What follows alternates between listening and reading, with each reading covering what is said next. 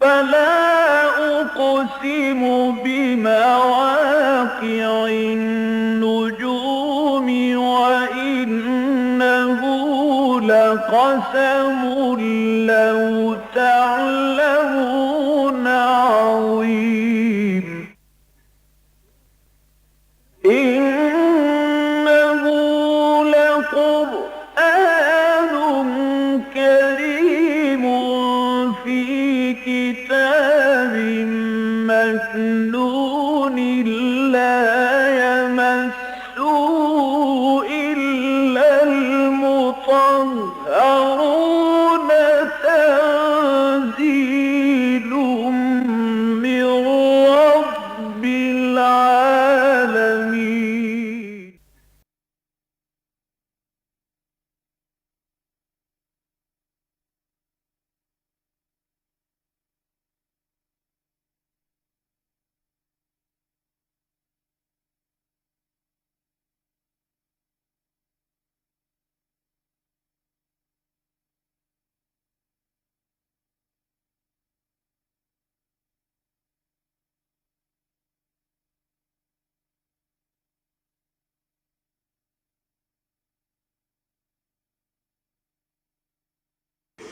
اما بعد فاعوذ باللہ من الشیطان الرجیم بسم اللہ الرحمن الرحیم کنتم خیر امۃ اخرجت للناس تأمرون بالمعروف وتنہون عن المنکر وتؤمنون باللہ ولو آمن اہل الکتاب لکان خیرا لہم منہم المؤمنون واکثرہم الفاسقون۔ صدق اللہ العظیم۔ رب اشرح لي صدري ويسر لي امري واحلل عقدة من لساني يفقهوا قولي۔ اللهم ربنا الهمنا رشدنا واعذنا من شرور انفسنا۔ اللهم ارنا الحق حقا وارزقنا اتباعه وارنا الباطل باطلا وارزقنا اجتنابه۔ اللهم وفقنا لما تحب وترضى۔ اللهم وفقنا ان نأمر بالمعروف وننهى عن المنکر ونؤمن باللہ، آمین یا رب العالمین۔ سورہ آل عمران کے 12ویں رکوع کی پہلی آیت اس اعتبار سے بہت اہم ہے کہ یہ ان دو آیات میں سے ایک ہے کہ جن میں قرآن مجید میں امت مسلمہ کی تاسیس کی غرض و غایت بیان ہوئی ہے۔ کچھ حوالہ اس آیت کا اس سے پہلے آ چکا ہے، اپنے ذہن میں تازہ کر لیجئے کہ چھوٹی سے چھوٹی اجتماعیت بھی بنتی ہے تو اس کے کچھ مقاصد ہوتے ہیں۔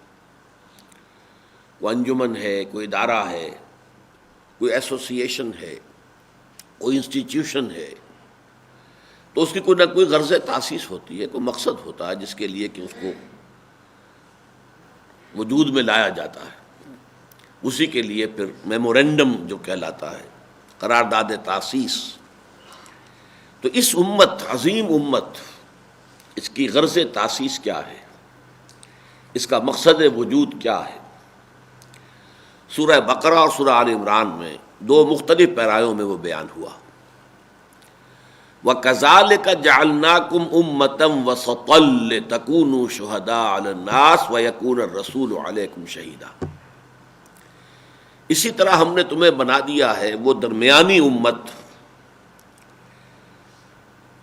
کہ تاکہ تم ہو جاؤ گواہ پوری نوع انسانی پر، یہ پر خاص طور پر زور دے کر میں کہہ رہا ہوں، اور رسول ہو جائیں گواہ تم پر۔ اب اس کے پس منظر میں پورا ایک فلسفہ ہے کہ مقصد رسالت کیا ہے۔ تمام رسول جو ہے وہ اللہ کے گواہ بن کر آئے ہیں۔ اس گواہی کا ایک پہلو دنیا میں ہوتا ہے اور ایک آخرت میں ہوتا ہے۔ دنیا میں وہ حق کی گواہی دیتے ہیں، حق کے حق میں گواہی دیتے ہیں، اپنے قول سے، اپنے عمل سے، طرز عمل سے۔ لیکن آخرت میں وہ گواہی دیں گے پروسیکیوشن وٹنس کی حیثیت سے، اللہ تعالیٰ کی عدالت میں سرکاری گواہ کی حیثیت سے کھڑے ہوں گے، اور وہاں گواہی دیں گے کہ اللہ تیرا جو ہدایت کا پیغام آیا تھا ہم نے انہیں پہنچا دیا تھا، اب یہ ذمہ دار ہے۔ They are accountable, they are responsible.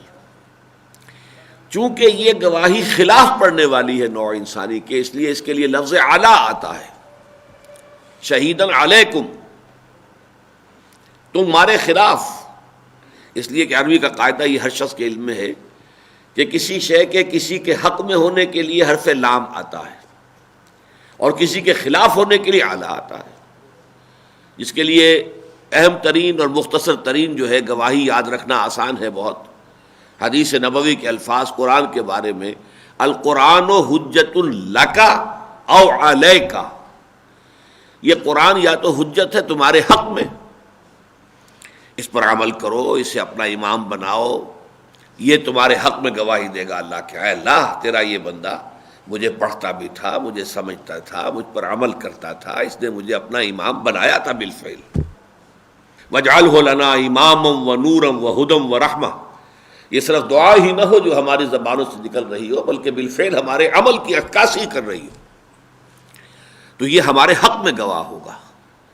بصورت دیگر یہ ہمارے خلاف گواہی دے گا، اے اللہ یہ مجھے مانتا تھا لیکن پڑھتا نہیں تھا، مانتا تھا کہ میں تیرا کلام ہوں، پڑھتا ہی نہیں تھا، توجہ ہی نہیں تھی، بے اعتنائی تھی، پڑھتا تھا تو طوطے کی طرح رٹا ہوا پڑھتا تھا، سمجھتا ہی نہیں تھا، سمجھتا تھا تو عمل نہیں کرتا تھا. یہ ساری گواہیاں خلاف جا رہی ہیں. اب گویا کہ یہاں پر استغاثہ لے کر قرآن کھڑا ہو رہا ہے اس انسان کے خلاف. اس لیے القرآن حجت لک او علیک، یا یہ قرآن حجت ہوگا تمہارے حق میں یا تمہارے خلاف. تو شہادت علی الناس، لوگوں کے خلاف گواہی، اسی لیے پر کہہ رہا ہوں میں، گواہی کسی کے حق میں ہوتی ہے، کسی کے خلاف ہوتی ہے. کسی مقدمے میں آپ گئے ہیں، یا تو مدعی کی طرف سے گواہ ہیں تو اس کے حق میں گواہی دے رہے ہیں، اور آپ کی گواہی جو ہے مدعا علیہ کے خلاف جا رہی ہے، یا مدعا علیہ کی طرف سے گواہی دینے کے لیے آئے ہیں تو اس کے حق میں گواہی دے رہے ہیں جو مدعی کے خلاف جا رہی ہے. تو گویا کہ کسی کے حق میں کسی کے خلاف. حق کے لیے لفظ آیا ہے کونوا قوامین للناس، کونوا قوامین للہ شہداء بالقسط، اور کونوا قوامین بالقسط شہداء للہ، اللہ کے حق میں گواہ بن کر کھڑے ہو جاؤ. دنیا میں جو گواہی تمہیں دینی وہ اللہ کے حق میں دینی ہے، اور وہ لوگوں کے خلاف ہو جائے گی قیامت کے دن کہ اللہ they can't plead ignorance، یہ اس عذر کا سہارا نہیں لے سکتے کہ ہمیں معلوم نہیں تھا کہ تو ہم سے کیا چاہتا ہے. یہ اگنورنس کی پلی جو ہے ممکن نہیں ہے لینی، اس لیے کہ ہم نے تو پہنچانی تھی بات ان تک. اللہ حل بلغت، اور میں نے آتے ہوئے اللہ میں نے تو ان سے ان کے 1.25 لاکھ کے مجمع سے گواہی لی تھی. انہوں نے بیک زبان کہا تھا انا نشهد انک قد بلغت الرسالۃ وادیت الامانۃ ونصحت الامۃ وکشفت الغمۃ. تو یہ گواہی جو رسول دیا کرتے تھے، اب یہ گواہی ہے اس امت کے حوالے. اس دنیا میں وہ اپنے قول سے، اپنے عمل سے، اپنی دعوت و تبلیغ سے، اپنے خود رویے اور طرز عمل سے، انفرادی سطح پر بھی اجتماعی طور پر بھی اللہ کے دین کے گواہ بن کر کھڑے ہو جائیں، اللہ کے حق میں، اللہ کے دین کے حق میں اور اللہ کے رسول کے حق میں گواہی دے تو بھی محمد کی رسالت کی گواہی کیسے دو گے؟ اپنے قول سے، اپنے عمل سے، اجتماعی طور پر، انفرادی طور پر. اور یہ گواہی لوگوں کے خلاف ہو جائے گی قیامت کے دن کہ وہ یہ نہیں کہہ سکیں گے کہ ہمارے پاس تو آپ کا پیغام پہنچا ہی نہیں تھا. رسلا مبشرین و منذرین لئلا یکون للناس علی اللہ حجۃ بعد الرسل، ہم نے اپنے رسولوں کو مبشر اور نذیر بنا کر بھیجا تاکہ رسولوں کی آمد کے بعد پھر لوگوں کے پاس کوئی دلیل، کوئی حجت، کوئی عذر باقی نہ رہ جائے اللہ تعالیٰ کے محاسبے کے مقابلے میں. وقال اللہ عزیز حکیمہ، اور اللہ تو ہے ہی عزیز زبردست لیکن حکیم بھی ہے. وہ جیسے چاہے محاسبہ کر لے، لیکن اس نے محاسبے کا اپنا نظام بنایا ہے. پہلے بات پہنچاتا ہے، اس کے بعد محاسبہ کرتا ہے، یہ نہیں کہ بغیر پہنچائے محاسبہ کر لے. یہ اس کی حکمت کا تقاضا ہے. تو وہ آیت ہے غرض تاسیس امت مسلمہ کی سورہ بقرہ میں. یہ آیت ہے غرض تاسیس بیان کر رہی ہے جو سورہ امت محمد کی اس سورہ مبارکہ میں کنتم خیر امت، اب یہاں خیر کہا گیا، تم بہترین امت ہو گئے ہو. یہ میں ذرا وضاحت کروں گا اس کی کہ یہ میں ترجمہ کیوں کر رہا ہوں. عام طور پہ ترجمہ ہوتا ہے تم بہترین امت ہو، میں ترجمہ کر رہا ہوں تم بہترین امت ہو گئے ہو. اخرجت للناس، جسے برپا کیا گیا ہے، نکالا گیا ہے لوگوں کے لیے، بنی نوع انسان کے لیے. تامرون بالمعروف، تمہارا یہ طرز عمل ہے یا تمہیں یہ کرنا چاہیے کہ نیکی کا حکم دو نوع انسانی کو، وتنہون عن المنکر، اور بدی سے روکو، وتؤمنون باللہ، اور اللہ پر اپنا ایمان پختہ رکھو. یہ آیت اور اس سے پہلے جو 104 نمبر والی آیت ہم پڑھ چکے ہیں، وَلْتَكُن مِّنكُمْ أُمَّةٌ يَدْعُونَ إِلَى الْخَيْرِ وَيَأْمُرُونَ بِالْمَعْرُوفِ وَيَنْهَوْنَ عَنِ الْمُنكَرِ وَأُولَٰئِكَ هُمُ الْمُفْلِحُونَ. ان دونوں کے مابین ربط اور تعلق کیا ہے اس کو اچھی طرح سمجھ لیجئے.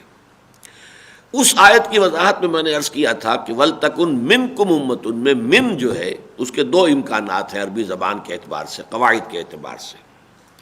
من تبعیضیہ، تبعیضیہ اسے کہتے ہیں کہ کسی گروہ میں سے کچھ لوگ، بعض، تبعیض بعض سے بنا ہے، بعضکم، تم میں سے بعض، تم سب نہیں، تم میں سے بعض. یہ ہے من تبعیضیہ. من بیانیہ، وضاحت، تم بحیثیت مجموعی تمہاری یہ کیفیت ہو جانی چاہیے. ان دو اعتبارات سے اس آیت کے ترجمے کیا ہوں گے؟ وَلْتَكُن مِّنكُمْ أُمَّةٌ، ہونا چاہیے کہ تم میں سے ایک امت تو لازماً ایسی رہے. پوری امت اگر یہ کام نہ بھی کر رہی ہو کسی وجہ سے، تب بھی کم سے کم ایک امت، ایک چھوٹی امت تو ایسی رہے جو دعوت الی الخیر، امر بالمعروف، نہی عن المنکر کا فریضہ سر انجام دیتی رہے. اور دوسرے معنی میں بیانیہ اگر کہا جائے، تمہارے ذریعے سے وہ امت وجود میں آنی چاہیے جس کا کام بحیثیت مجموعی یہ ہے کہ وہ خیر کی دعوت دے، نیکی کا حکم دے، بدی سے روکے. یہ ہے بیانیہ. میں نے مثال دی تھی، آپ کو یاد ہوگا، للامیر من اولادہ جندن. یہ جو امیر ہے، امیر کسی جگہ کا والی سمجھ لیجئے، اس کی تو اپنے اولاد کی صورت میں فوج موجود ہے. 50 بیٹے ہیں اس کے، جیسے کہ آپ کو معلوم ہے کہ کنگ عبدالعزیز کے کتنے بیٹے تھے، 40، 50، 60. تو وہ تو خود بخود گویا کہ ایک لشکر کی شکل میں، ان کی تو اولاد ہی ایک لشکر کی صورت میں. یہاں یہ من تبعیضیہ نہیں ہے، بلکہ اولاد ہی لشکر کی صورت میں ہے، اولاد ہی خود ایک لشکر بن گئی ہے. یہ من بیانیہ ہے. تو یہ دو ترجمے میں نے آپ کو بتایا تھا کہ تم میں سے ایک ایسی امت بہرحال رہنی چاہیے کہ جو یہ فریضہ سر انجام دے، اور ایک یہ کہ تمہیں ایک ایسی امت بن جانا چاہیے جو یہ سر انجام دے. اب دیکھیے یہ دونوں معنی جو ہیں ریلیونٹ بن جاتے ہیں. اگر تو ہم نظم کلام کو نظر انداز کر دیں، جو قرآن کا یہ سیاق اور سباق ہے، جس پیٹرن میں، جس ترتیب سے یہ چیزیں آ رہی ہیں، اگر اس کو ہم نظر انداز کر دیں، یہ بات ہمارے سامنے رہے کہ قرآن مجید میں بسا اوقات ایسا ہوا ہے کہ آیات جو ہیں جو خاصے وقفے سے نازل ہوئی ہیں انہیں ساتھ ساتھ رکھ دیا گیا ہے. مثلا رمضان مبارک کے روزے سے متعلق جو ہے ہم دیکھ چکے ہیں کہ پہلے ہر مہینے میں 3 دن کے روزے واجب کیے گئے، اس کے بعد رمضان کے روزوں کا ذکر آیا، لیکن دونوں کو ایک جگہ پر رکھ دیا گیا، حالانکہ ان میں زمانی فصل تھا. اسی طریقے سے سورہ مزمل تہائی رات یا 2/3 رات یا آدھی رات کھڑا رہنا واجب کیا گیا تھا، لیکن اس کے بعد اگلی جو آیت ہے دوسرے رکوع کی، اس میں یہ کہ اس سے رخصت دے دی گئی. تو اس میں لازماً فصل ہے، اس کے لیے مختلف روایتیں ہیں، کئی سال کا فصل ہے یا کم سے کم 12 مہینے کا، 16 مہینے کا فصل ہے، لیکن رکھ دی گئی ایک جگہ پر. تو اگر تو ہم ان کو اس اعتبار سے سمجھیں کہ ان دونوں کے مابین فصل ہے اور ان دونوں کا جو ہے یہ ربط جو قرآن کا ہے، ہم اس سے علیحدہ اس کو سمجھ رہے ہیں زمانی اعتبار سے، تو اب اس کا مفہوم یہ بھی ہو سکتا ہے کہ اے مسلمانوں، ویسے تو تمہاری پوری امت اس کام کے لیے برپا کی گئی ہے کہ تم کنتم خیر امت اخرجت للناس تأمرون بالمعروف وتنہون عن المنکر وتؤمنون باللہ. یہ تو تمہارا مقصد وجود ہے، یہ تمہاری غرض تاسیس ہے، بحیثیت مجموعی پوری امت کا یہ کام ہے، پوری امت کے ذمے ہے یہ فرض. لیکن بالفرض، اور بالفرض کیا، یہ تو ہونے والی ہی بات تھی، شدنی امر تھا، اگر زمانے کے گزرنے کے ساتھ امت بحیثیت مجموعی اس کام کو بھول جائے، اپنے مقصد تاسیس سے غافل ہو جائے، اس کو مستحضر نہ رہے کہ اسے کس لیے امت بنایا گیا تھا، وہ بجائے امت کے قوم کی شکل اختیار کر لے. قوم جو ہے، قوم کا کوئی مقصد نہیں ہوتا، وہ تو ایک نسل سے متعلق لوگ ہیں، قوم ہے، ایک زبان بولنے والے لوگ ہیں، وہ قوم ہے. کوئی قدر مشترک انہیں قوم بنا دیتی ہے، ان کا کوئی مقصد نہیں ہوتا. امت وہ ہے جو ہم مقصد لوگوں کی جمعیت ہے. امت میں اور قوم میں بڑا فرق ہے.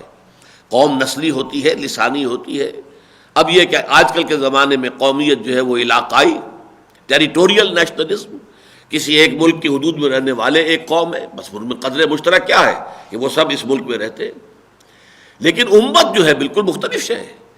تو عنقریب یہ بات ہو جانے والی تھی، شدنی تھی، اللہ کے علم میں تھا کہ یہ امت جو ہے بھول جائے گی اپنے مقصد وجود کو. اس حالت کے لیے یہ ہدایت دی گئی اس وقت بھی کم سے کم ایک چھوٹی امت تو رہنی ہی چاہیے. اگر یہ بھی نہ رہا تو اس کا تو مطلب یہ ہوگا کہ وہ امت گویا کہ عذاب الہی کی حد درجے میں مستحق ہو جائے گی. ہاں اگر ایک جماعت بھی سائزیبل جماعت اس کام کو کرتی رہے جو کہ دعوت الی الخیر اور امر بالمعروف اور نہی عن المنکر کا کام ہے، تو ٹھیک ہے، کسی درجے میں وہ مقصد جو ہے وہ پورا ہوتا رہے گا. یہ ہے اس صورت میں کہ ہم ان کو اس نظم جو ہے نظم کلام کو نظر انداز کر دیں. لیکن نظم کلام کو کہ وہ آیت نمبر 104 ہے، یہ آیت نمبر 110 ہے، یہ بعد میں آ رہی ہے، وہ پہلے آ رہی ہے. اس اعتبار سے اہم تر ان کے درمیان جو ہے وہ رتبہ جو رشتہ ہے اور تعلق ہے وہ یہ ہے، وہاں بیان کیا گیا تھا مقصد، اے مسلمانوں ایسا ہونا چاہیے کہ تم ایک ایسی امت کی شکل اختیار کر لو کہ جس کا کام یہ ہو کہ وہ خیر کی دعوت دے، نیکی کا حکم دے، بدی سے روکے. اور اس آیت میں فرمایا جا رہا ہے کہ اب تم کوالیفائی کر گئے ہو، اب تمہارا واقعی مقام یہ بن گیا ہے، تم نے وہ مقصد اچیو کر لیا ہے. یہ ایک سرٹیفکیٹ ہے، ایک ٹیسٹیمونیل ہے. اس لیے میں نے ترجمہ کیا تھا تم ہو گئے ہو، تمہاری وہ حیثیت اب وجود میں آ چکی ہے، اب تم نے واقعتاً بالفعل صورت اختیار کر لی ہے. یہ کانا جو ہے، کانا ناقصہ اور کانا تامہ، جیسے وہ من تبعیضیہ اور من بیانیہ کا فرق ہے، ایسے ہی کانا جو ہے وہ تامہ بھی ہوتا ہے، ناقصہ بھی ہوتا ہے.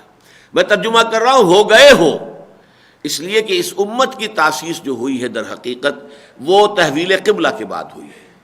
اس سے پہلے ایک جماعت کی شکل میں تو تھے، محمد الرسول اللہ والذین معہ، بس ایک گروہ ہے. ابھی ان کی حیثیت جو ہے ایک امت کی نہیں تھی، اور ان کی کورونیشن نہیں ہوئی تھی، تاج پوشی نہیں ہوئی تھی. یہ تو در حقیقت تحویل قبلہ ہے کہ جو علامت تھی اس بات کی کہ اب تم مستقل بالذات ایک امت بن گئے ہو، اور اب تم اس مقام پر فائز کیے گئے ہو جس مقام پر کہ 2000 برس تک بنی اسرائیل فائز رہے تھے، اور تحویل قبلہ جو ہے اس کی علامت ہے. اس اعتبار سے میں نے ترجمہ کیا ہے کہ وہ جو مقصد تمہارے سامنے رکھا تھا کہ دیکھو مسلمانوں، اسے نکاتی لا عمل کیا تھا؟ پہلے یہ کہ تم اپنی انفرادی شخصیت کو پختہ کرو. یا ایھا الذین آمنوا اتقوا اللہ حق تقاتہ ولا تموتن الا وانتم مسلمون. نمبر 2، سیمنٹ سبسٹنس بنا لو قرآن کو، قرآن کی وجہ سے ایک دوسرے کے اندر پیوست ہو جاؤ، جڑ جاؤ. ہم خیالی، نظریات کی ہم آہنگی، مقاصد کی ہم آہنگی اور اشتراک یہ قرآن تمہارے اندر پیدا کر دے گا. اب جڑ جانے سے ایک ایسی جماعت وجود میں آ جانی چاہیے، ایک ایسی امت وجود میں آ جانی چاہیے کہ جو یہ سے نکاتی لا عمل پر ہمیشہ عمل پیرا رہے، کہ وہ خیر کی دعوت دیتی رہے اور نیکی کا حکم دیتی رہے اور بدی سے بلاتی رہے، اب بدی سے روکتی رہے. اب فرمایا ہو گئے ہو تم اس مقام پر فائز ہو گئے ہو. یہ گویا کہ اللہ تعالیٰ کی طرف سے اس امت کی تاج پوشی کا اعلان ہے، جیسے اس آیت میں تھا کذالک جعلناکم امۃ، اور کذالک اشارہ تحویل قبلہ کی طرف. سیقول السفہاء من الناس ما ولاھم عن قبلتہم التی کانوا علیہا. بہت سے بے وقوف لوگ کہیں گے لوگوں کو کس چیز نے بدل دیا، وہ قبلہ انہوں نے تبدیل کر دیا، پہلے یہ شمال کی طرف رک کر کے نماز پڑھ رہے تھے، اب جنوب کی طرف مڑ گئے ہیں. کیوں؟ کذالک جعلناکم امۃ وسطا لتکونوا شہداء علی الناس.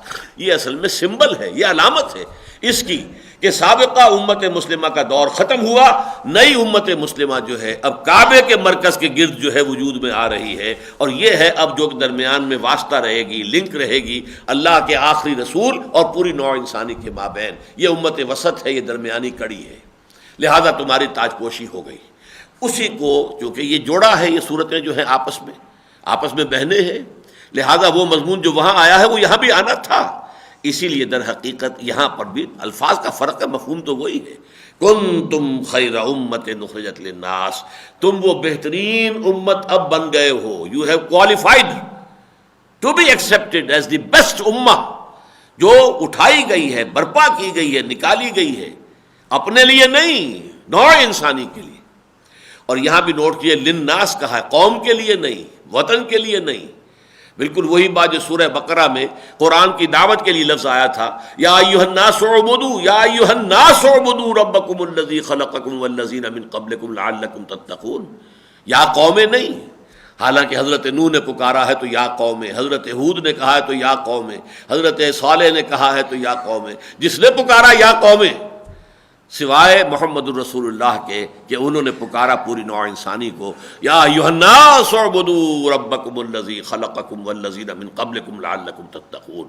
یہ عالمی کردار ہے جو اس امت کے حوالے کیا گیا ہے. یہ ریجنل کوئی رول نہیں ہے، یہ کوئی کسی خاص وقت کا رول نہیں ہے، یہ کسی خاص علاقے کا، کسی خاص قومیت کا رول نہیں ہے.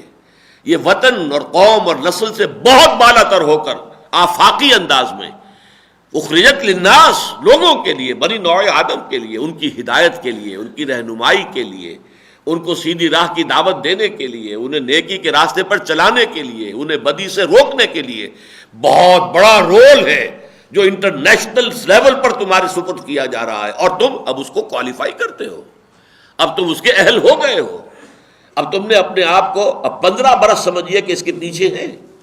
یہ آیت جب نازل ہو رہی ہے تو سن 3 میں، سن 3 ہجری، 12 سوا 12 برس لے جائیے مکے کے اور 3 برس یہ جمع کر لیجیے، 15 برس کی محنت ہے محمد الرسول اللہ صلی اللہ علیہ وسلم کی، جس کے نتیجے میں کہ ایک امت بالفعل قائم ہو گئی ہے. کنتم خیر امت اخرجت للناس تأمرون بالمعروف وتنہون عن المنکر وتؤمنون باللہ. اب سب سے بڑا معروف کیا ہے؟ یہ زمین اللہ کی ہے، اللہ کا حکم اس پر چلنا چاہیے. سب سے بڑا منکر کیا ہے؟ کہ کوئی اللہ کا مد مقابل بن کر کھڑا ہو جائے. I am the sovereign. Whatever I say, the word that I utter is the law. بادشاہ کا کیا تھا؟ اس کا فرمایا ہوا قانون ہے، جو اس کی زبان سے نکل جائے وہ قانون ہے، اٹل ہے. وہ اللہ کے مد مقابل خدائی کا دعوے دار بن کر کھڑا ہوا، چاہے فرعون تھا چاہے نمرود تھا. لیکن آج پوری نوع انسانی مدعی ہو گئی ہے، وی آر سوورن، اختیار ہمارے ہاتھ میں ہے. یہ سب سے بڑا منکر ہے، سب سے بڑا فساد، سب سے بڑی بغاوت. اتنے وسیع پیمانے پر کبھی بھی دنیا کی پوری تاریخ میں بغاوت نہیں ہوئی ہے. کہ قرآن مجید میں مشرکین کا قول تو یہ ہے کہ ان سے پوچھئے یہ دنیا کس نے بنائی؟ فوراً کہیں گے اللہ نے بنائی. آج کے جو گمراہ شدہ ہیں، آج کے جو مشرک ہیں، جنہوں نے مادے کو اپنا جو ہے وہ معبود بنا لیا ہے، وہ تو یہ بھی ماننے کو تیار نہیں. وہ تو یہ تو مانتے تھے نا بارش کون برساتا؟ اللہ. کس کے ہاتھ میں ہے کل زمین و آسمان کا پورا نظام؟ قل من بیدہ ملکوت کل شیء وہو یجیر ولا یجار علیہ سیقولون للہ. جواب دیتے تھے اللہ. ان کا تلبیہ کیا تھا؟ لبیک اللہم لبیک، لبیک لا شریک لک لبیک، لبیک لا شریک لک الا شریکا تملکہ وما ملک. اے اللہ میں حاضر ہوں، میں حاضر ہوں، میں حاضر ہوں، تیرا کوئی شریک نہیں سوائے اس شریک کے کہ جو کچھ اس کے پاس اختیار ہے اس کا بھی مالک تو ہی ہے اور اس شریک کا مالک بھی تو ہی ہے. یعنی ہمارے جو شریک ہیں لات، عزیٰ، منات، ہبل، یہ سب بھی تیری ملکیت ہے، تیرے بندے ہیں، اور ان کے پاس جو اختیار ہے وہ بھی تیرا دیا ہوا ہے. لہذا توحید رہ گئی کہاں، شرک کہاں گیا؟ اٹ ایویپوریٹڈ. بس درمیان میں واسطے ہیں جو کچھ انہوں نے مان لیے. یہ اللہ کے لاڈلے ہیں، اللہ کے چہیتے ہیں، اللہ کے نائبین سلطنت ہیں. آخر ان کا بھی کچھ اختیار ہوتا ہے، کچھ اللہ نے ان کو بھی اختیارات دے رکھے ہیں. کچھ لوگ ایسے ہوتے ہیں منہ چڑھے بادشاہوں کے کہ ان کی بات کو بادشاہ ٹال نہیں سکتا. ایسے ہی یہ بھی محبوب ہے. یہ تصور تھا، خدا کا تو انکار نہیں تھا. خدائے گاں، تمام خداؤں سے بڑا خدا ایک، وہ تو ایک ہی ہوتا تھا. کیپٹل جی سے لکھا جانے والا گاڈ تو ایک ہی تھا. The omnipotent, the omniscient, the omnipresent God with capital G. He was all alone. چھوٹے جی سے لکھے جانے والے تھے gods and goddesses، دیوتا اور دیویاں، لیکن وہ چھوٹے جی سے لکھے جاتے تھے. اگر ان کے ہاں ہندوؤں میں دیوی اور دیوتا تھے، ان سب کے اوپر مہادیو تو ایک ہی تھا. مہادیو تو دو نہیں تھے، مہادیو ایک تھا. تو یہ جو تعدد تھا آلہہ کا، یہ اوپر جا کر توحید میں جا کر ضم ہو جاتا تھا. لیکن عملاً کیا ہوتا تھا؟ اوپر والا تو اوپر بیٹھا ہے، یہ نیچے والوں کی سیوا کرو، ان کی اگر ہوگی کوئی سیوا کرو گے تو یہ ہے کہ جو تمہیں وہاں چھڑوا لیں گے، بچا لیں گے. تمہارے جو ہے یہ ہم شفعاؤنا عند اللہ، یہ اللہ کے ہاں ہمارے سفارشی بنیں گے. تو ظاہر بات ہے کہ ڈپٹی کمشنر سے تو کسی بیچارے کاشتکار کو سروکار کیا پڑھنا ہے ساری عمر تو اس کا واسطہ پٹواری صاحب سے ہے. تو یہ پٹواری جو ہے اس کائنات کے، تو ساری جو ہے وہ سیوا ان کی ہوتی ہے. یہ ہوتا ہے شرک کا عملی معاملہ. ورنہ اصل میں تو وہ مانتے ہیں کہ on top there is one God, ایک خدا ہے، ایک اللہ ہے، ایک مہادیو ہے، ایک کیپٹل جی سے لکھے جانے والا گاڈ ہے، ایک خدائے گاں ہے. لیکن آج کے دور میں آ کر یہ ہوا ہے کہ اس کا انکار مطلق. وَلْتَكُنْ كُنْتُمْ خَيْرَ أُمَّةٍ أُخْرِجَتْ لِلنَّاسِ تَأْمُرُونَ بِالْمَعْرُوفِ وَتَنْهَوْنَ عَنِ الْمُنكَرِ وَتُؤْمِنُونَ بِاللَّهِ. اب دیکھیے یہ جس مقام پر مسلمان فائز کر دیے گئے یا امت محمد فائز کر دی گئی، اب سب سے زیادہ بٹر کنفنٹریشن کس کی طرف سے ہوگی؟ ظاہر بات ہے جن کو معزول کر کے آپ کا نسب کیا گیا ہے، سب سے بڑی دشمنی تو انہی کے دل میں ہوگی. ان کا تکبر تھا کہ جو مانے ہو گیا، ورنہ یہ کہ وہ بھی اگر ایمان لے آتے حضور پر تو وہ بھی جو بھی اس وقت اعزاز ہو رہا تھا امت محمد کو حاصل، اس کے اندر وہ بھی شریک ہو جاتے. تکبر آڑے آیا، مانے کیسے؟ یہ تو جاہل قوم کا فرد، امی قوم سے، خود امی، ان پڑھ، اس کو ہم مان لیں؟ کیسے مان لیں؟ نبوت اور رسالت جو ہے وہ تو ہمارے گھر کی شے تھی، وہ تو ہماری خانہ لوڈی تھی، ہمیشہ سے ابراہیم سے لے کر آج تک ہمارے ہاں یہ نبوت چلی آئی ہے. یہ کون آ گیا باہر سے؟ ایک یہ جو باہری، جو ہمارے بنگالی بھائی کہتے تھے یہ باہری آ گئے، یہ باہر کا آدمی آ گیا. یہ کہاں سے دخل اندازی ہو گئی ہے؟ اس تکبر کی وجہ سے ایمان نہیں لائے. اور ظاہر بات ہے کہ اب تاریخ کا بہاؤ تو روک نہیں سکتے. فی الواقع تو اب یہ امت بن گئی، امت نے ٹیک اوور کر لیا، چارج جو ہے وہ چینج ہو چکا ہے. لہٰذا اب اس تکبر نے حسد کی شکل اختیار کر لی. یہ دو الفاظ اچھی طرح نوٹ کر لیجیے. یہود کے طرز عمل میں، سابقہ امت مسلمہ کے طرز عمل میں، اس نئی امت مسلمہ کے نسب ہو جانے کے بعد دو کیفیات پیدا ہوئی. نمبر ایک تکبر، جو آڑے آیا اس دین کو قبول کرنے میں، محمد کی رسالت کا اقرار کرنے میں صلی اللہ علیہ وسلم. اور جو محرومی ہوئی اس کی بنا پر حسد. یہ حسد آپ کہتے ہیں اس کے لیے لفظ آگ آتا ہے، حسد کی آگ میں جلتا ہے انسان. یہ پورا رکوع تقریباً اب جو ہے وہ انہی دو کیفیات کے بیان پر ہے کہ سابقہ امت کے اندر اب یہ دو کیفیات ہوں گی. اے مسلمانوں، اب تمہیں سب سے پہلے ان سے خبردار رہنا چاہیے. ان کی ریشہ دوانیاں یہ اندر ہی اندر جو ہے سازشیں کریں گے. ان کی یہ حسد کی آگ جو ہے مختلف شکلوں میں ظاہر ہوگی. یہ سازشیں کریں گے، سازشوں کا جال پھیلائیں گے. مشرکین مکہ کو بھی یہ ابھار کر لاتے رہے ہیں جنگ کے لیے. یہ سارا کا سارا طرز عمل جو ہے وہ اصل میں صاف نظر آ رہا ہے. اس کی وجہ کیا ہے؟ یہ محروم کیے گئے ہیں، معزول کیے گئے ہیں. ان کی جگہ پر اب تمہیں نصب کیا گیا ہے، تمہیں فائز کیا گیا ہے. لہٰذا اب تمہارے بارے میں ان کا طرز عمل بالکل یہی ہوگا. وہ طرز عمل ہے کہ جو یہود کا چل رہا ہے اس وقت سے، حضور کے زمانے سے، اور آج وہ نقطۂ عروج کو پہنچا ہوا ہے. اس فرق کے ساتھ کہ اس وقت یہودیوں کی دشمنی دو سے تھی، عیسائیوں سے بھی اور مسلمانوں سے بھی. آج عیسائیوں کو وہ فتح کر چکے ہیں. عیسائی ان کے ہاتھ میں آلہ کار بن چکے ہیں. ایک چھوٹی سی اقلیت ہے کہ جو ایک بہت بڑی اکثریت، آپ کو معلوم ہے دنیا کی پاپولیشن جو اس وقت ہے اس میں سب سے بڑی تعداد کرسچنز کی ہے. 6 میں سے تقریباً 1.25 ارب 175-180 کروڑ جو ہے وہ عیسائی ہیں. مسلمان اس کے بعد نمبر 2 پر آتے ہیں. لیکن یہ ہے کہ عیسائی یہ پورے کے پورے اب 13 یا 14 ملین یہودیوں کے پنجے میں ہے.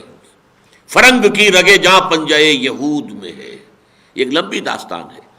حالانکہ قرآن کے نزول کے وقت عیسائیوں میں اور یہودیوں میں شدید دشمنی تھی، لیکن یہ جو قرآن مجید میں کہا گیا بعضہم اولیاء بعض، یہ ایک طرح کی پیشن گوئی تھی کہ جو اس دور میں آ کر پوری ہوئی. آج وہ اعلی کار بن چکے ہیں. چنانچہ جان کے جو ریولیشنز ہیں، مکاشفات یوحنا آخری باب ہے جو بائبل کا، اس میں جو ایک تمثیلاتی انداز میں اس دنیا کے آخری دور کے کچھ حالات و واقعات کی پروفیسی کی گئی ہے، وہ انہوں نے دیکھا، ان کے مکاشفات تھے کہ ایک بہت بڑا بیسٹ ہے جس کے 9 جو ہے وہ سینگ ہیں بڑے بڑے، اور اس بیسٹ کے اوپر ایک ہارلوٹ، ایک آبرو باختہ عورت سوار ہے۔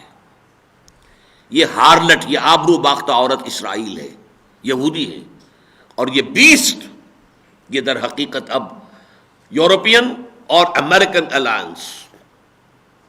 سوار کون ہے؟ وہ ایک آبرو باختہ عورت، ہارلٹ، اور وہ ہے در حقیقت کہ جو اس کو کنٹرول کر رہی ہے، اس بیسٹ کو۔ یہ سارا نیٹو در حقیقت اب اس کے مقاصد اور اس کے مصالح کو پورا کرنے کے لیے ہارنسڈ پوری طریقے سے چاق و چوبند ہو رہا ہے تاکہ اس کے مقاصد کو حاصل کیا جا سکے۔ بہرحال یہ جو رول ہے ان کا، وہ منیچر فارم میں، ابھی ابتدائی شکل میں، ایمبریونک فارم میں اس وقت مدینے میں موجود تھا۔ اس روشنی میں یہ آیات پڑھیے اب۔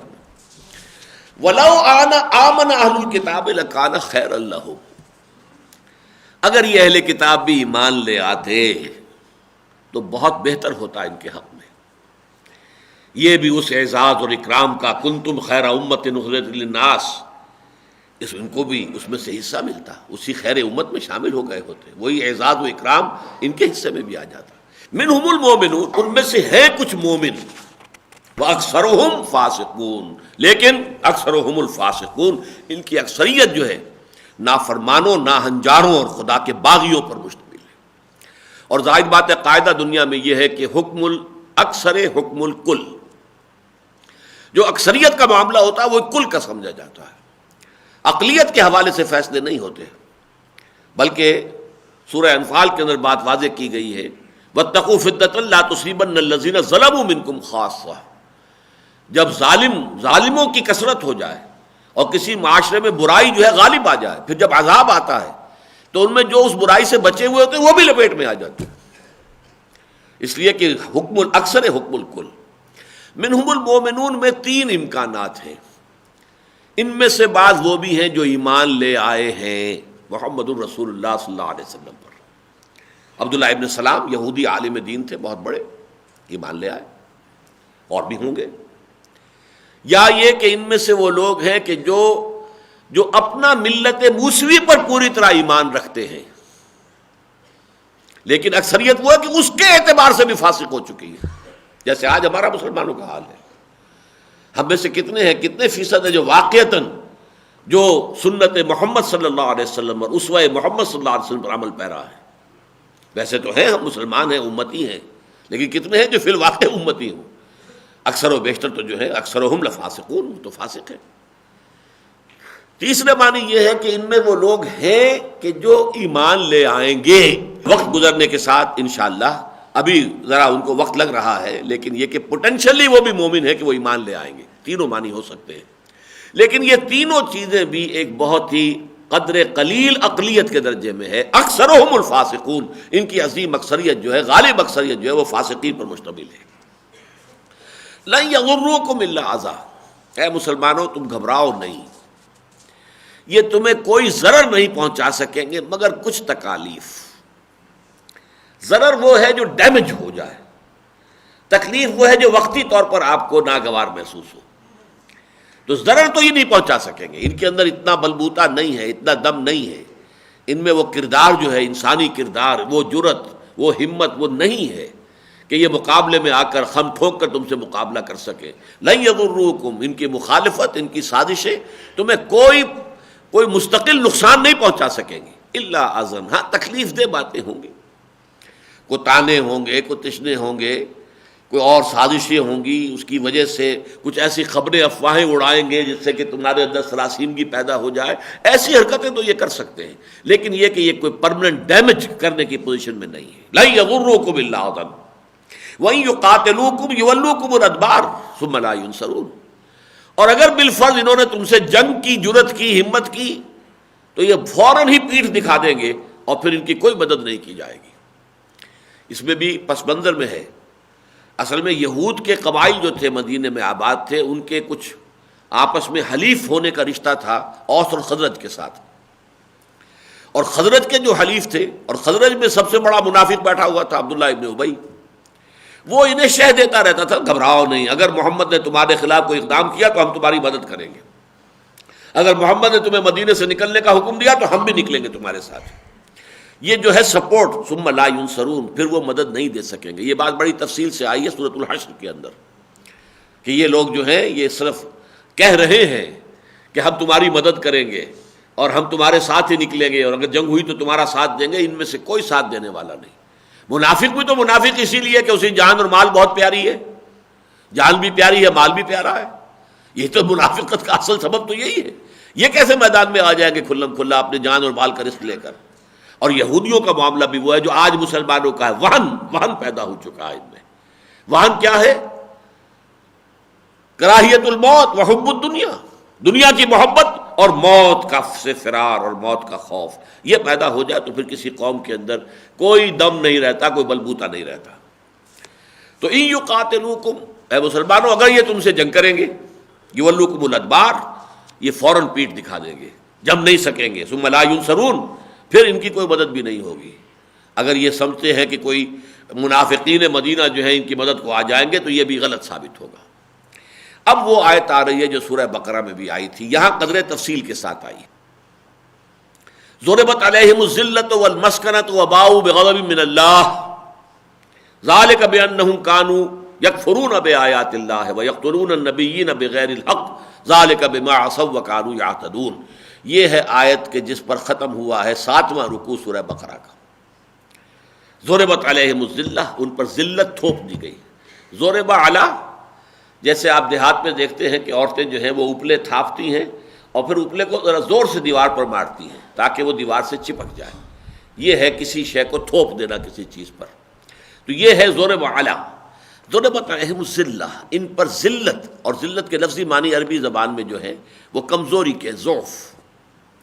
والمسکنہ، اور مسکنہ کہتے ہیں کم ہمتی، ایک شخص اچھا بھلا ہے، تگڑا نظر آ رہا ہے، لیکن یہ ہے کہ وہ جسے آپ کہتے ہیں نیورستھینیا کا مریض ہے، اعصابی کمزوری ہے، گراں ڈیل آدمی ہے، لمبا چوڑا ہے، پورا ہے، لیکن ہمت ہے ہی نہیں، ہمت جواب دے گئی، وہ مسکنت ہے۔ مسکنت وہ ہے کہ جس میں انسان کی ہمت جواب دے جائے۔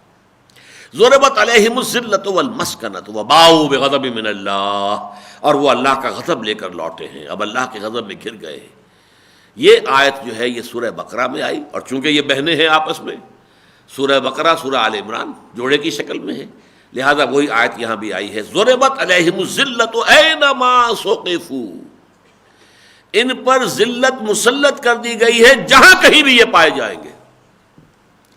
لیکن اس وقت کی صورتحال وہ نہیں ہے جو ان آیات میں آ رہی ہے، نوٹ کر لیجئے، a temporary change in the status, یہ عارضی ہے، وقتی ہے۔ جیسے آپ کے ہاں محاورہ ہے کہ شمع بجھنے سے پہلے بھڑکتی ہے، اسی طرح ان کے فائنل انیہیلیشن اور فائنل ایکسٹرمینیشن جو ہونے والی ہے یہود کی، اس سے پہلے ایک بھڑک ہے یہ اسرائیل کا وجود میں آ جانا اور بڑی طاقت کے ساتھ اس کا کھڑا ہو جانا، اور اس کے پاس جو ہے ایٹمک ہتھیاروں کا کے ڈھیر لگ جانے، اور اس کا وہ خود اعتمادی کہ پورے عرب قوم کو تو اس سرے سے کسی شمار قطار میں لاتے ہی نہیں، وہ تو دشمن سمجھتے بھی ہیں، اپنا تو پاکستان کو سمجھتے ہیں، عربوں سے تو ہمیں کچھ نہیں ہے، ہمیں کوئی اندیشہ ہی نہیں ہے، یہ کیا ہمارا کر سکتے، کچھ بھی نہیں کر سکتے، یہ تو بالکل بودے ہو چکے ہیں۔ ہمیں تو اگر اندیشہ ہے تو پاکستان سے۔ یہ سن 67 کی جنگ کے فوراً بعد بن گوریان نے تقریر کی تھی پیرس میں کہ ہمیں اصل میں سمجھ لینا چاہیے کہ ہمارا اصل مقابلہ جو ہے اور ہمیں اصل خطرہ جو ہے پاکستان سے ہے۔ پاکستان کو بنے ہوئے 20 برس ہو چکے تھے اس وقت، ابھی سن 71 کا حادثہ نہیں ہوا تھا، ابھی پاکستان یکمشت تھا، مشرقی اور مغربی پاکستان، ابھی اس کی بڑی حیثیت تھی دنیا کے اندر۔ ہمیں تو اصل خطرہ جو ہے پاکستان سے ہے، اور واقعہ یہی ہے کہ کنفرنٹیشن تو ہوگی، تو یہی ہوگی، امت مسلمہ کا اسپیئر ہیڈ ہوگا پاکستان، اور عیسائی اور یہودی دنیا کا اسپیئر ہیڈ ہوگا اسرائیل۔ اصل مقابلہ ان میں آنا ہے، اور عجیب بات یہ ہے کہ دونوں جو یہ عالم وجود میں آئے ہیں ٹھیک 9 مہینے کے وقفے سے، 14 اگست 1947 کو پاکستان، اور غالباً 14-15 مئی ہے 1948، مئی یا جون، اور یہ ہے اسرائیل کا قیام۔ اتنا وقفہ، اتنا کلوز ہے۔ انہی کا ہے تاریخ جو اب آ رہی ہے، جس کو اقبال نے کہا ہے اپنے اس ویژن کے تحت کہ دنیا کو ہے پھر مارکہ روح و بدن پیش، تہذیب نے پھر اپنے درندوں کو ابھارا، اللہ کو پامر دیے مومن پہ بھروسہ، ابلیس کو یورپ کی مشینوں کا سہارا۔ یہ کنفرنٹریشن جو ہے یہ زیادہ دور نہیں ہے۔ بہرحال پہلی بات تو یہ کہ ضربت علیہم الذلۃ اینما ثقفوا، جہاں کہیں بھی یہ پائے جائیں گے ان کے اوپر ذلت۔ یورپ میں کئی سو برس تک انتہائی ذلیل یہ سمجھے جاتے تھے، انتہائی ان سے نفرت ہوتی تھی، شہروں میں آباد نہیں ہو سکتے تھے، ان کے گھیٹوز علیحدہ ہوتے تھے باہر، ان کو بہت گندا سمجھا جاتا تھا، جیسے کہ یعنی ہندوستان کے معاشرے میں شدر اس طرح کی حیثیت یہودیوں کی رہی ہے یورپ کے اندر۔ یہ تو پروٹیسٹنٹ مذہب ایجاد ہوا اور اس کے نتیجے میں جیسے کہ انہوں نے شیعہ اور سنی کی تقسیم جو ایک یہودی عبداللہ ابن سبا نے شروع کروائی تھی، ایسے ہی یہ کیتھولسزم اور پروٹیسٹنٹزم کے درمیان خلیج پیدا کیے یہودیوں نے، اور پھر پروٹیسٹنٹس کو اپنا اعلی کار بنایا اور ان کے ذریعے سے پھر اپنا سٹیٹس بھی اونچا کیا اور اپنے لیے سود کی اجازت حاصل کی، جس سے کہ بینکنگ کے بڑے نظام قائم کر دیے اور پورے یورپ کو اپنے قرضوں کے اندر جکڑ لیا۔ جس طرح آج ہم آئی ایم ایف اور ورلڈ بینک کے ہاتھوں میں غلام بنے ہوئے ہیں کہ ہمارا چیف ایگزیکٹو کہتا ہے کہ آئی ایم ایف اور ورلڈ بینک کے جو کارندے آتے ہیں ہمیں ان کے گوڈے گٹے پکڑنے پڑتے ہیں، وہ حال تمام یورپین نیشنز کا تھا یہودی بینکرز کے سامنے۔ تمام ممالک جو ہیں یورپ کے وہ مقروض تھے یہودی بینکرز کے، اور ان کے گوڈے گٹے پکڑتے تھے۔ یہ ہاؤس آف گولڈ سمتھس اور ہاؤس آف روتھ شائلڈز، یہ اسی زمانے میں پروٹیسٹنٹ مذہب کی ایجاد کے بعد جب تک کہ پوپ کا رول تھا، پوپ کی حکومت تھی، اس میں اور بہت خرابیاں تھی، وہ دوسری بات ہے، لیکن سود حرام تھا، کوئی انٹرسٹ بیسڈ ٹرانزیکشن نہیں ہو سکتا تھا یورپ میں۔ پروٹیسٹنٹس کے ذریعے سے اجازت حاصل کی اور پھر بینکنگ کا نظام بنا کر اور پورے یورپ کو جکڑ لیا، جس کو کہ علامہ اقبال اس صدی کے آغاز میں دیکھ آئے تھے کہ فرنگ کی رگے جہاں پنجے یہود میں۔ ضربت علیہم الذلۃ اینما ثقفوا الا بحبل من اللہ وحبل من الناس۔ اب یہاں الا کر دیا گیا، استثناء ہے، اللہ کے کسی عہد کے بہانے کے سہارے یا لوگوں کے کسی عہد کے سہارے کوئی تھوڑا سا انہیں سہارا مل جائے تو مل جائے، ورنہ خود اپنے پاؤں پر کھڑے نہیں ہو سکیں گے۔ اللہ کا عہد جو محمد رسول اللہ کے ذریعے سے ہوا کہ آپ مدینہ تشریف لائے اور آپ نے معاہدہ کر لیا یہودیوں کے ساتھ، تینوں ان قبیلوں کے ساتھ جکڑ لیا انہیں، لیکن جہاں وہ جکڑے گئے وہاں ان کا سٹیٹس بھی تو ہو گیا نا، وہ اب مسلمانوں کے ہم پلہ ہو گئے، وہ گویا کہ مدینے میں برابر کے سٹیزن قرار پا رہے ہیں مسلمانوں کے ساتھ، اور اس اعتبار سے جوائنٹ ڈیفنس کے اعتبار سے وہ ایک امت ایک ملت ہونے کی حیثیت حاصل کر رہے ہیں مسلمانوں کے ساتھ۔ یہ کیا ہے؟ حبل من اللہ، اللہ کے ایک نمائندے، اللہ کے رسول محمد صلی اللہ علیہ وسلم کے ایک معاہدے کی حیثیت سے اس کی روح سے انہیں ایک سٹیٹس حاصل ہو گیا۔ وہ حبل من الناس، یا لوگوں کے سہارے، لوگوں سے کوئی معاہدے ہیں، حلیف ہیں، خزرج کے حلیف ہیں، فلاں کے حلیف ہیں، اور کسی قبیلے کے ساتھ حلیفی ہے، یا اور دنیا میں اسی طریقے سے کسی اور کے سہارے پر کھڑے ہیں، یعنی یہ وہ آکاش بیل ہے جو اپنے تنے پر کھڑی نہیں ہوتی ہے، درختوں کے اوپر چڑھتی ہے۔ وہ درخت جو ہے وہ حق کا بھی ہو سکتا ہے، باطل کا بھی ہو سکتا ہے، لیکن یہ کہ وہ درخت چاہیے اسے، ورنہ وہ خود جو ہے نہیں چڑھ سکتی، اس کے اندر یہ صلاحیت نہیں ہے۔ ضربت علیہم الذلۃ اینما ثقفوا الا بحبل من اللہ وحبل من الناس وباؤوا بغضب من اللہ، وہی الفاظ جو سورہ بقرہ میں آئے، اور یہ گر گئے ہیں اور کمایا ہے انہوں نے، they have earned the wrath of Allah subhanahu wa ta'ala، وباؤوا بغضب من اللہ، they have earned the wrath of Allah subhanahu wa ta'ala۔ وَضُرِبَتْ عَلَيْهِمُ الْمَسْكَنَةُ، اب یہاں یہ مسکنہ کو آخر میں لائے، سورہ بقرہ میں ضربت علیہم الذلۃ والمسکنۃ وباؤوا بغضب من اللہ، وہاں وہ غضب اور ذلت کے درمیان مسکنت ہے، یہاں ذلت کا بیان پہلے آ گیا، غضب کا بیان پہلے آ گیا، اس کے بعد مسکنت ہے، ان کے اوپر مسکنت تھوپ دی گئی ہے۔ کم ہمتی، مقابلہ کر ہی نہیں سکتے، ہتھیاروں کے انبار جمع تھے بنو قینقاع کے ہاں، لیکن حضور نے محاصرہ کیا، فوراً ہتھیار ڈال دیے، ٹھیک ہے آپ جو فیصلہ کریں۔ بنو نذیر کا یہ معاملہ ہوا، بنو قریظہ کا یہ معاملہ ہوا، حالانکہ بڑی جمعیت تھی، بڑے مضبوط قلعے تھے، ان کی فصیلیں توڑنا آسان کام نہیں تھا مسلمانوں کے لیے، لیکن ہمت ہی نہیں تھی۔ مقاومت کے لیے کوئی ہمت چاہیے، انسان کے اندر حوصلہ چاہیے، کھڑا ہونے کے لیے ریڑھ کی ہڈی کو مضبوط ہونی چاہیے۔ وہ ریڑھ کی ہڈی جواب دے چکی ہو تو کیا کرے گا انسان؟ ضربت علیہم المسکنہ ذالک بانہم کانوا یکفرون بآیات اللہ، یہ ان کی کیفیت ہوئی ہے اس سبب سے کہ یہ اللہ کی آیات کا انکار کرتے رہے، ویقتلون الانبیاء بغیر حق، اور یہ انبیاء کو قتل کرتے رہے ناحق۔ حضرت یحییٰ کو انہوں نے قتل کیا، حضرت زکریا کو انہوں نے قتل کیا، ان کی تو تاریخ جو ہے داغدار ہے انبیاء کے قتل سے۔ ذالک بما عصوا وکانوا یعتدون، یہ وہ لوگ ہیں، یہ سارا جو حال ان کا ہوا اس لیے ہوا کہ انہوں نے نافرمانی کی روش اختیار کی اور اپنی حدود سے تجاوز کیا۔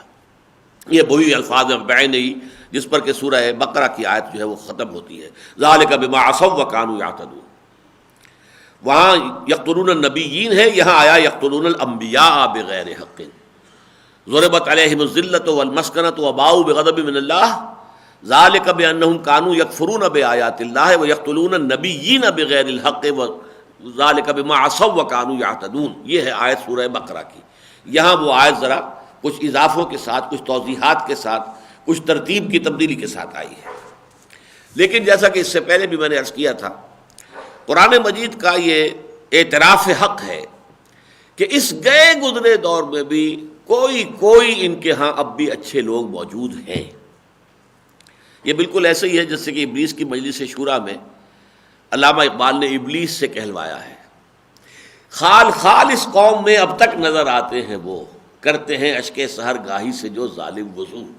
ہیں لوگ موجود، لیکن افراد ہیں، معدود چند ہیں۔ بحیثیت مجموعی قوم کا کیا حال ہے؟ جانتا ہوں میں یہ امت حامل قرآن نہیں ہے، وہی سرمایہ داری بندہ مومن کا دین۔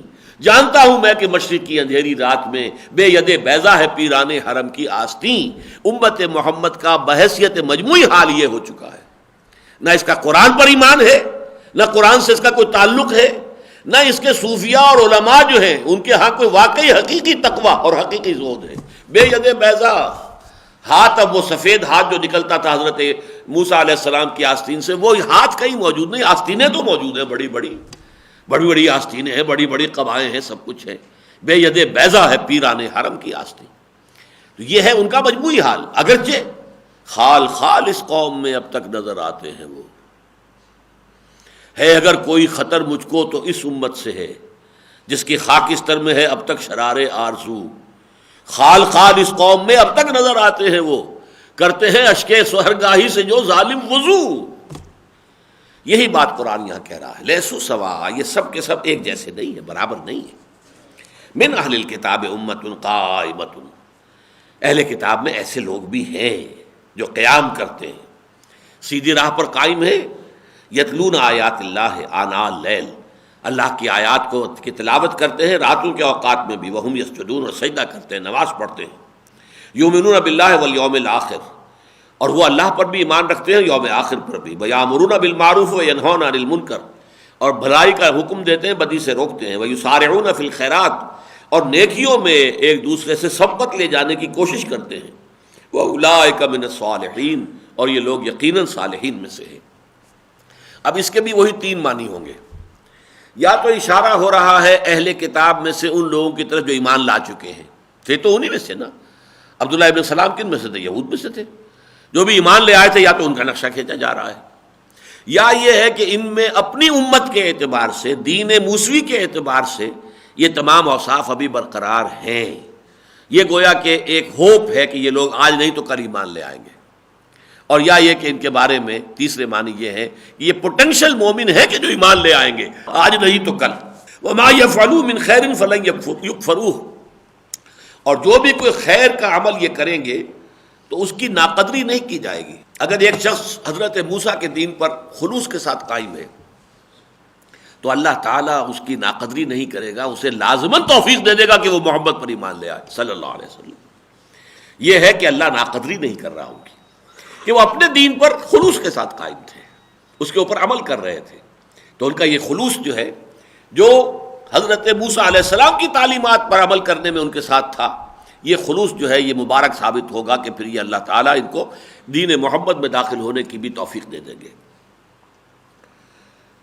ان الذین کفروا، اس کے برعکس جو لوگ اڑ گئے کفر پر ان میں سے، لن تغنی عنہم اموالہم ولا اولادہم من اللہ شیئا، کچھ کام نہیں آ سکیں گے ان کے، نہ ان کے اموال نہ ان کی اولادیں اللہ سے بچانے میں۔ اللہ کا عذاب ان پر آئے گا، یہ پکڑے جائیں گے، یہ بنو قینقاع ہوں، بنو نذیر ہوں، بنو قریظہ ہوں، اللہ کا عذاب جب آئے گا تو کوئی ان کو بچانے والا نہیں ہوگا، نہ ان کی اولاد کام آئے گی نہ ان کے اموال کام آئیں گے۔ وَأُولَٰئِكَ أَصْحَابُ النَّارِ هُمْ فِيهَا خَالِدُونَ، اور وہ تو لازماً آگ والے ہیں اور جو اس میں ہمیشہ ہمیشہ رہیں گے۔ پھر ان میں سے وہ لوگ بھی تھے ایکٹیوسٹ جو اپنی دولت خرچ کر رہے تھے، تالیف قلب، مسلمانوں میں سے منافق نکالنے اور ان کے اندر نفاق کو پروان چڑھانے کے لیے اپنی دولت استعمال کرتے تھے۔ جیسے تالیف قلب جو ہے زکوٰۃ کے مصارف میں سے ایک مصرف ہے، کافروں میں سے کچھ لوگوں کے زہر کو کم کرنے کے لیے کوئی تھوڑا بہت ان کو مال دے دیا جائے، تالیف قلب ہو جائے، شاید ان کی مخالفت کا جو ہے زور کم ہو جائے، یہ بھی ایک ہے زکوٰۃ کے مدوں میں سے ہے تالیف قلب۔ اسی طریقے سے یہ یہودی اپنا دولت استعمال کر رہے تھے، اوس اور خزرج کے مسلمانوں کو توڑنے کے لیے ان پر احسانات کر رہے ہیں، ان کے لیے کوئی بھلائی کا کام کر رہے ہیں تاکہ ان کے دل میں ان کی محبت پیدا ہو جائے، احسان مندی پیدا ہو جائے، پھر وہ انہیں یوز کریں، ففتھ کالمسٹ کی حیثیت سے، جاسوسوں کی حیثیت سے، اپنے اعلی کار کی حیثیت سے استعمال کر سکیں۔ فرمایا مثل ما ينفقون فی هذه الدنیا، یہ جو کچھ خرچ کر رہے ہیں اس دنیا کی زندگی میں اپنے ان مذمومہ مقاصد کے لیے، ان کی مثال ہے کمثل ریح فیہا سر اصابت حرث قوم ظلموا انفسهم فاہلکت، ان کی مثال ایسی ہے کہ جیسے کسی قوم کی کھیتی تھی اور اس جو کہ ظالم قوم تھی، گناہ گار قوم تھی، ناہنجار قوم تھی اس کی کھیتی، لیکن اس پر ایک ایسی آندھی آئی جس میں پالا تھا اور وہ پالا مار گیا پوری کی پوری کھیتی کو، پوری کی پوری کھیتی جو ہے تہس نہس ہو گئی۔ اسی طرح ان کا یہ انفاق جو یہ کر رہے ہیں، اپنا مال جو خرچ کر رہے ہیں، یہ سب it will go in vain, it will prove to be an exercise in futility, کچھ حاصل نہیں ہوگا۔ بالآخر اللہ کا دین غالب آئے گا، محمد کامیاب ہوں گے صلی اللہ علیہ وسلم، اللہ کا دین جو ہے اس کے جھنڈے گڑ جائیں گے، اور جزیرہ نما عرب پر خود محمد صلی اللہ علیہ وسلم کے دست مبارک سے جاء الحق وزهق الباطل ان الباطل كان زهوقا کی کیفیت جو ہے وہ ظہور میں آ جائے گی۔ وما ظلمهم الله ولكن كانوا انفسهم يظلمون، اور یہ کوئی اللہ کا ظلم نہیں ہوگا ان پر، بلکہ یہ ان کے اپنے اوپر جو ظلم انہوں نے کیا تھا اس کے اصل میں اس کا مظہر ہوگا۔ وہی کہ ہے کہ ما اصابکم من مصیبت فبما کسبت ایدیکم ویعفو عن کثیر، جو بھی مصیبت آتی ہے تمہارے اپنے کرتوتوں کی وجہ سے آتی ہے، تو اس کی وجہ سے اللہ ظالم نہیں ہے۔ یا ایھا الذین آمنوا، اب ہدایت دی جا رہی ہے اہل ایمان کو کہ یہ جو اب سٹرگل اور کشمکش شروع ہو چکی ہے، یہ ہر قدم پر تمہارا راستہ روکیں گے۔ اب یہ حسد کی آگ میں جل رہے ہیں، پہلے تکبر تھا جو مانے ہوا کہ جس نے کہ روک دیا انہیں حضور پر ایمان لانے سے، اب حسد کی آگ جو ہے وہ ان کے دلوں کے اندر بھٹی دہک رہی ہے، لہذا اب ذرا احتیاط کرو۔ یا ایھا الذین آمنوا لا تتخذوا بطانۃ من دونکم لا یعلونکم خبالا، اہل ایمان اپنے لوگوں کے سوا کسی کو اپنا بھیدی نہ بناؤ۔ بتانا کہتے ہیں جیسے لحاف کا استر ہوتا ہے، نیچے کا حصہ جو آپ کے جسم کے ساتھ مس کرتا ہے، ایک لحاف کا اوپر کا کپڑا ہے، زیادہ خوبصورت اسی کو بنایا جاتا ہے، باقی استر بیچارہ جو ہے وہ اس کی طرف زیادہ توجہ نہیں ہوتی، لیکن جسم سے قریب تر تو وہ ہوتا ہے۔ تو بتانا پھر یہیں سے بنا ہے لفظ کہ جو آپ کے ایسے قریبی عزیز ہوں کہ جن سے آپ دل کی بات کہتے ہو، دل کا بھید جس کے سامنے کھول سکتے ہو۔ تو اہل ایمان ان لوگوں کو اپنے سوا کسی کو اپنا بتانا، اپنے بھیدی، اپنے جگری دوست مت بناؤ۔ تمہارا یہ ان کے ساتھ ربط و تعلق، تمہاری دوستیاں، تم ان کے خلوص اور اخلاص اور مظاہر جو یہ تمہارے ساتھ کرتے ہیں، مدارات کرتے ہیں تمہاری اور چاپلوسی کرتے ہیں، اس کی وجہ سے تمہارے رویے میں کوئی نرمی پیدا نہ ہو جائے، تم اپنے راز کی باتیں ان کے سامنے نہ اگل دیا کرو۔ لا تتخذوا بطانۃ من دونکم لا یعلونکم خبالا، وہ کمی نہیں کرتے تمہارے معاملے میں کسی بھی برائی اور کسی بھی خرابی میں، جو بھی بس پڑے ان کا برائی کے لیے وہ کرنے کے لیے تیار رہتے ہیں۔ ودوا ما عنتم، ان کے اندر جو تمہیں کوئی تکلیف پہنچتی ہے اس سے وہ راضی ہوتے ہیں، پسند کرتے ہیں اس کو جو تمہیں تکلیف پہنچائے۔ قد بدت البغضاء من افواہہم، یہ تو ان کے منہوں سے ان کا بغض جو ہے، اندر جو آگ لگی ہوئی ہے بغض کی، عداوت کی اور حسد کی، وہ ان کے منہوں سے ظاہر ہے۔ ان کی زبان سے ایسے زہر میں بجھے ہوئے الفاظ نکلتے ہیں. تم اذان دیتے ہو تو وہ مذاق اڑاتے ہیں، تم کچھ اور کہتے ہو سمعنا واطعنا، وہ کہتے سمعنا واخفینا. تم کہتے ہو کہ انظرنا یا راعنا تو یہ کہتے راعینا. یہ سارا جو ہے ان کے اندر کا جو خبث ہے اور جو بغض ہے ان کے اندر، وہ ان کا ظاہر ہے ان کے زبانوں سے، ان کے منہوں سے. قد بدت البغضاء من افواہہم وما تخفی صدورہم اکبر. اور جو ان کے سینوں کے اندر چھپا ہوا ہے، جو بغض ہے، جو دشمنی ہے، وہ اس سے کہیں بڑھ کر ہے جو ان کے منہوں سے ظاہر ہو رہی ہے. یہ تو ٹپ آف دی آئس برگ سمجھو کہ آئس برگ کا صرف اوپر کا جو ہے وہ ٹاپ تمہیں نظر آ رہی ہے، نیچے کیا کچھ ہے. جن کے سینوں میں جو آگ لگی ہوئی ہے، حسد کی آگ بھٹی کی شکل میں ہے. قد بینا لکم الآیات ان کنتم تعقلون. ہم نے تو تمہارے لیے اپنی آیات کو، اپنی ہدایات کو، اپنی رہنمائی کو واضح کر دیا ہے تاکہ تم عقل سے کام لو. ہاں انتم اولئک تحبونہم، دیکھو یہ تم ہو جو ان سے محبت کرتے ہو. کیونکہ پرانے روابط تھے اوس اور خزرج کے اور ان تین قبیلوں کے آپس میں روابط تھے، دوستیاں تھیں، اور مسلمان تو اپنے اسی خلوص اور اخلاص کے ساتھ گویا کہ ان کے ساتھ معاملہ کر رہے ہیں. ہاں انتم اولئک تحبونہم، یہ تم ہو کہ جو ان سے محبت کرتے ہو. ولا یحبونکم، وہ تم سے محبت نہیں کرتے.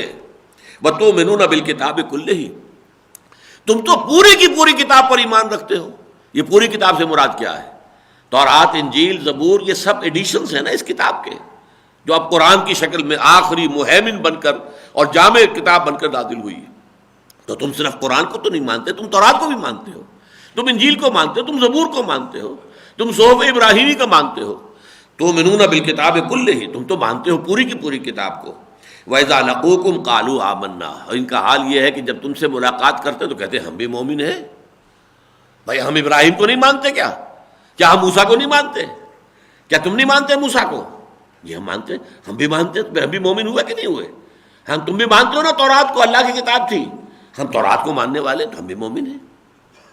وَإِذَا خَلَوْا، اور جب وہ علیحدہ ہوتے ہیں، خلوت میں ہوتے ہیں، عَضُّوا عَلَيْكُمُ الْأَنَامِنَ مِنَ الْغَيْظِ، تو پھر اپنے غصے کی آگ کی وجہ سے اپنی انگلیاں چبانے لگتے ہیں کہ ہمارے کیے کچھ نہیں ہو رہا.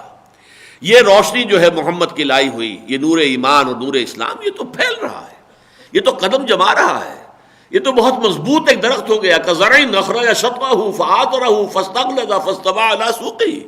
اب آپ اندازہ کیجئے ان کے حسد کے اندر اضافہ ہوتا چلا جا رہا ہے، جبکہ وہ دیکھ رہے ہیں ہماری ساری سازشیں ناکام ہو رہی ہیں، ہماری ساری ریشہ دوانیاں ناکام ہو رہی ہیں.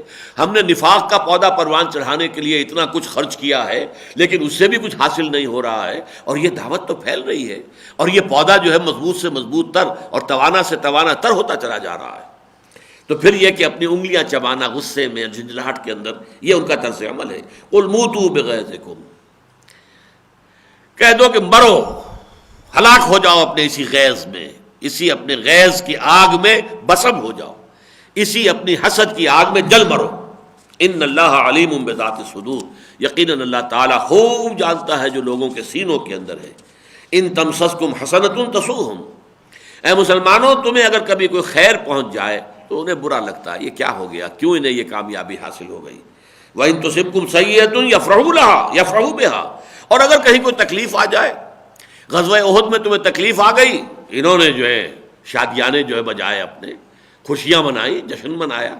بدر میں تمہیں فتح حاصل ہو گئی تھی تو یہ بجھ کر رہ گئے تھے، ان کے دلوں پہ اور ان کے جذبات پر اوس پڑ گئی تھی. ان تمسسکم حسنۃ تسؤہم وان تصبکم سیئۃ یفرحوا بها وان تصبروا وتتقوا. لیکن اے مسلمانوں اگر تم صبر کی روش اختیار کیے رکھو گے، وتتقوا، اور تقوی کی روش پر کاربند رہو گے، لا یضرکم کیدہم شیئا، ان کی یہ ساری چال بازیاں، ان کی یہ ساری اسکیمیں، ان کی یہ ساری منصوبہ بندیاں، ان کی یہ تمام سازشی ریشہ دوانیاں، یہ تمہیں کوئی ضرر نہیں پہنچا سکیں گی. ان اللہ بما یعملون محیط، یقیناً جو کچھ یہ کر رہے ہیں، جو کچھ ان کی تگ و دو ہے، جو کچھ ان کی بھاگ دوڑ ہے، اللہ اس کا گھیرا کیے ہوئے ہے، گھیراؤ میں ہے. یہ ایک خاص حد تک اللہ نے انہیں اجازت دے رکھی ہے، تمہیں تکلیف دے لے، تمہیں کوہ پہنچا دے، تاکہ تمہاری آزمائش ہو جائے کہ تمہارے اندر کس قدر صبر ہے، ثبات ہے، استقامت ہے، مقاومت ہے. بس یہ اللہ کی اجازت سے، باقی یہ تمہیں کوئی ڈیمیج نہیں کر سکیں گے. بارک اللہ لی ولکم فی القرآن العظیم ونفعنی وإیاکم بالآیات والذکر الحکیم.